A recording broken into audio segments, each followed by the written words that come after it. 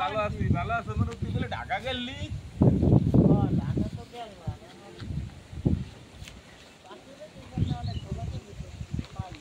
ঢাকা যে কি দেখলি কি শুনলি কি জানলি বললাম না তো কিছু আসলে যে জিনিস জানতাম বাস্তবে খুব কঠিন কিন্তু এইসব জিনিস বাস্তবে দেখিলাম যে আসলে কঠিন কাজটাই সহজ কি সহজ আর কি কঠিন কি কর না আমি তো কিছুই বুঝি না না বুঝেই কইলে আপনি বলতে পারবেন কাকু এই যে যেমন পিঁপড়ের ঠোঁটে লিপস্টিক লাগানো কিন্তু খুব কঠিন হ্যাঁ কঠিন বাস্তব কথা এটা এরপরে আপনার মশারে শাড়ি পরান না কিন্তু হ্যাঁ কঠিন এরপরে আপনি